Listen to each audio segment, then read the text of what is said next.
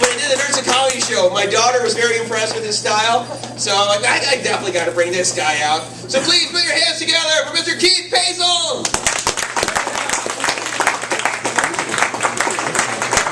Give it up for Marcos, everybody, for putting the show together. I really am excited to do the show because like 13 hours ago I thought Marcos was dead. So that was the thing. Like, you should have kept that going for as long as you could, because yesterday you were famous as fuck in Chicago all day. Like, everyone was talking about you. There are those, because I consider, even though I haven't worked with him a lot, like we talk on Facebook, so I consider Marcos a friend. So when everyone said it, like, not only was it a comedian named Marcos, long black hair, does comedy, I was like, fuck, Marcos died.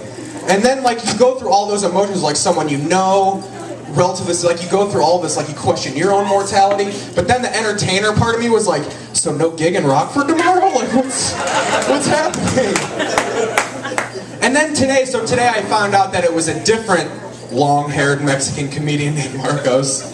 And then I was like, okay, that's cool. Like, one of my friends is still living. But then right away I was just like, shit, now I gotta get to Rockford. Like, it was just like the opposite ends of the emotional spectrum. But I'm very glad you're okay, Marcos. Give it up for the very much alive Marcos. And then give it up for yourselves for, Jesus, I didn't think this was gonna be this packed. You guys are supporting live comedy. This is great. Spending money, drinking Cokes and eating bread. I can't afford things like that. You guys can afford the finer things in life. I can't afford the things in life. It's not something. I couldn't afford a $2 beer at the bar the other day. It's a very sobering moment in life when you're trying to get drunk. That's all it is. You have to immediately go back in the day and regret a purchase you made. Just like, oh, I shouldn't have bought soap today. That's serious. It was a horrible move. Horrible move. Necessities! That really was my attitude when I moved out of my parents' house and moved to Chicago. Of like, you mean I have to pay for food? Fiona Apple was right. This world is bullshit. I do not want to be a part of it. It's a hard 96 Grammys reference. I know why some of you weren't on board. It's a very... My mom let me watch the Grammys when I was 7, and it left a mark.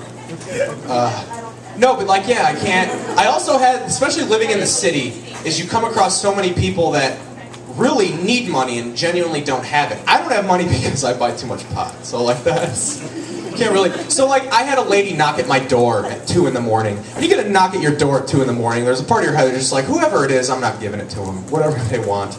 So I opened the door and there was a lady on my porch and she was bawling. And you never want that right off the bat.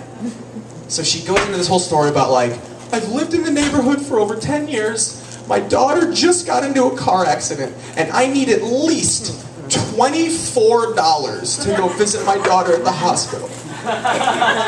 Which I didn't believe her, right at 24. 24 is a very cocaine number. That's an exact number. You'd be looking for anything if you wanted to go say. Plus, there was a guy out in front in a rusty Beretta, just like waiting for her. Like you're on a mission.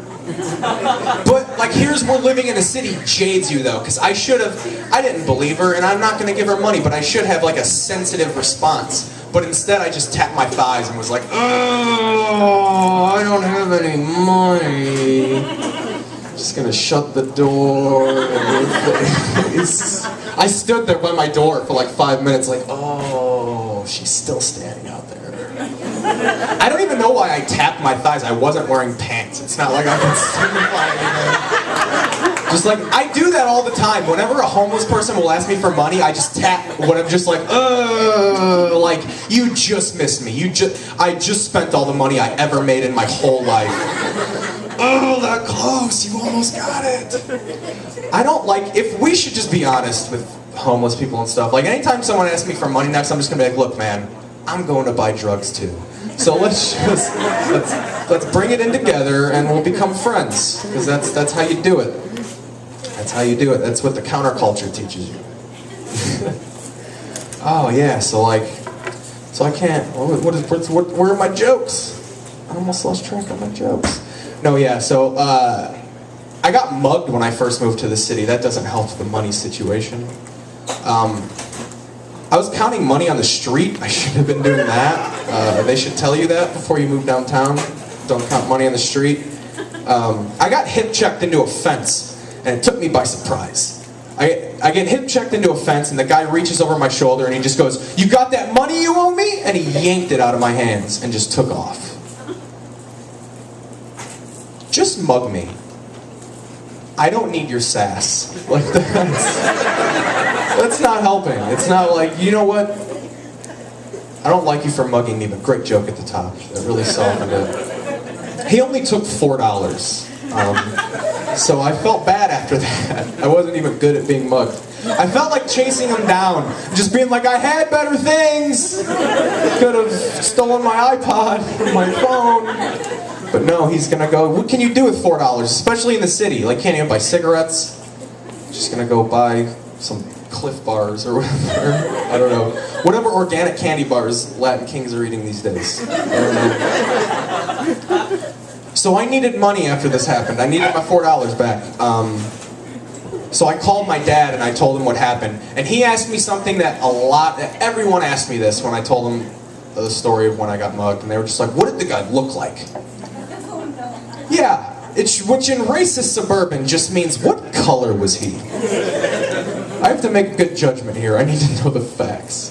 When you're not thinking about that either, you're really not. Like, when something like that is happening to you, your adrenaline pumps and like you just tunnel vision and you feel like you can do anything. And in that moment, I went, ah! It's the noise I made. That's my panic noise, everybody. I figured it out. So that's a message to all my loved ones. Like, if we're together, something goes down, I'm just gonna make a guttural noise and let it happen. Like, that's how much I care about you. So I told my dad, I was like, I don't know what the guy looked like. He was big and Mexican. That's all. That's really the only thing I'm left with. I was getting mugged. I can't decision make, so that's all. And he was just like, you mean he wasn't black? He was so, like, I shattered the notion of crime to him. It was just like, wait, you mean he wasn't black? Well, there goes my theory. Good luck in the city. I don't have $4 either, so you're on your own. Yeah. I actually have to go visit my dad again tomorrow. It's his birthday, so we're going to celebrate the local VFW in my hometown. Do they have VFWs out here? That's a thing everywhere, right? Yeah. People, like, in the city, people love VFWs too, because you can smoke in there still, their fake IDs work. But in the suburbs, I don't know about here, but in my suburb, VFWs are just filled with veterans from foreign wars. Like, that is what it is. Veterans and obscure NASCAR cutouts. Like, and it's not even a planned party. They're just having it at the VFW because that's where my dad is going to be drunk at 3 p.m. So they're just like, let's just meet him there. We don't want him to drive.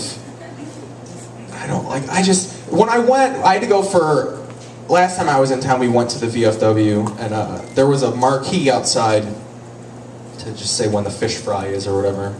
And above that, it said, rest in peace, Rat Tail.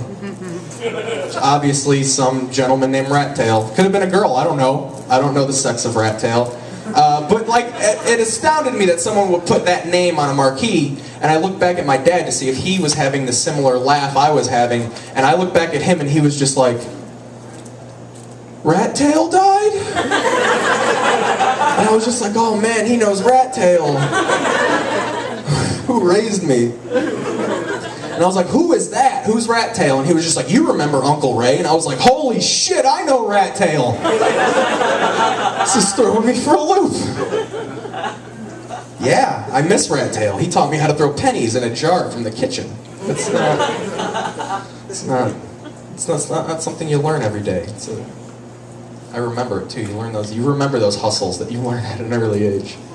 So I'm probably just gonna end up playing pool with my dad and his drunk friends, which is really how my childhood went. I can remember my dad had weekend custody, so he had to just take me everywhere. He had to get his time in. So I can remember being 3 years old, just in a bar, hanging out with my dad and his drunk friends. They're just trying to teach me how to play pool. I actually got decent at pool, but coincidentally, I can only play pool well if there's someone behind me calling my mom a whore. Like, that's the only way. My dad gets really competitive into sports. He was a big deal in high school. He could have played AAA ball. That's what he says when he's drunk on his birthday. I could have almost been a semi-pro athlete. That's his kind of fame. But so he was like a big deal in high school sports. So when I got to high school, all the coaches were just like, so you're gonna come out for the team? You're gonna come out for my team? And I'm just like, no, I'm probably not going to. And they're just like, really? Because you got the body for it. Did you just call me fat, gym teacher, on the first day of high school? No, I think I'm just gonna go to this locker and play Vicodin and just be sad, like a freshman should, like a real freshman should. I never got that about high school sports. Like they try and think that like, oh, we're instilling something for the future, we're preparing you for your future, but you're not. If you want to prepare high school athletes for their future, you just have them practice putting up drywall because that's what they're gonna end up doing later in life. That's all I want. Yeah, that was a sad way to end it, but you know, it's the way the mop flops sometime, guys. Let's bring Mark up.